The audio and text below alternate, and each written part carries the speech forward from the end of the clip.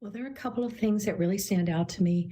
And I know investigators said that the victims were targeted, and that's a behavioral term that has a lot of meaning to me. So the question is, how are they making that determination? And were they all equally targeted? And the way that assessment has to be made is to see if any of the victims were treated differently in that crime scene. In other words, if one victim received more injuries or was treated differently after the stabbing occurred. And that usually tells you that that person could have been the focus of the attack.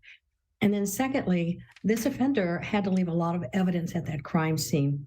He was not evidence conscious, and so there will be forensic evidence. For example, it's likely that the offender cut themselves with the knife. After you stab that many times, your hand goes down on the blade and you cut yourself and you leave blood there, and that's DNA evidence. And so that evidence is going to be extremely important. And then finally, just based on going inside somebody else's home in the middle of the night with other people there to commit a quadruple homicide suggests to me that that person has likely been in that home prior to this attack, and that this individual, this offender, has prior experience being in other people's homes.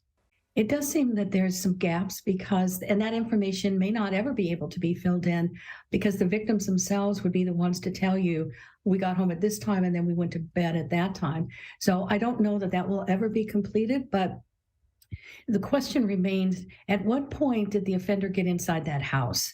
And were all the victims, they were in their beds is what it sounds like, but were they all asleep? If they were not all equally asleep in a deep sleep, that could also explain some of the defensive injuries on several of the victims, although that's not been clarified. So that timeline is getting narrower and narrower, but I'm not sure it will ever be pinned down 100%. Well, when an offender uses a knife, they have to get close up and personal with the victim. And that means that they can see their face, they interact with them, especially if the victim is fighting back, and they see the victim slowly losing their life. Here's what I'd also say about this knife. It had to be a pretty sturdy knife because it survived the stabbing of 4 people multiple times.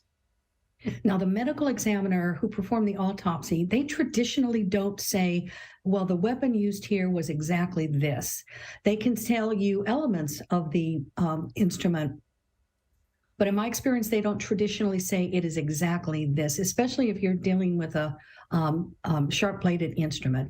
But I'd also say that this offender, even though sloppy in the crime scene, leaving so much evidence, he was very efficient with this knife. He was able to complete 4 homicides and then leave the scene. That tells me this person has experience with that knife, a very effective cutting instrument, and that whether or not he would then or she would then throw that instrument away in the woods someplace is doubtful to me, because this is an instrument that's important to that offender. And I do think, based on the efficiency of those homicides, that the knife has been used before, not necessarily in another murder, but that the offender has used it before in other instances.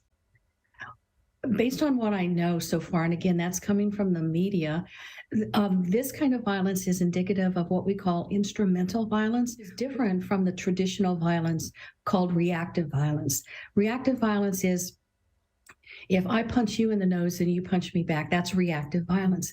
But this instrumental violence is violence that is cold-blooded, it's predatory, and it's very callous type of violence perpetrated frequently on strangers. And this type of violence is oftentimes the kind of violence that we seek used by people that are psychopathic. The old-fashioned term was sociopath. But psychopathic individuals, not mentally ill, so I want to make that clear right away, but they are people who are profoundly lacking in empathy and guilt for their behavior. And when they do commit crimes, their crimes have a very high-risk element to it because they enjoy the thrill of whatever the crime is. If it's killing people, they enjoy having it be even more high risk than it needs to be. And this was a very high-risk crime. When you go into somebody's home in the middle of the night and kill them, that's very high risk.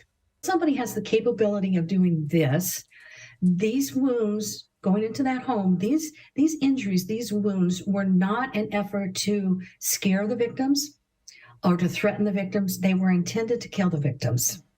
And if an offender has this capability, even though maybe one or two of the victims were targeted and the others were not, but were still killed.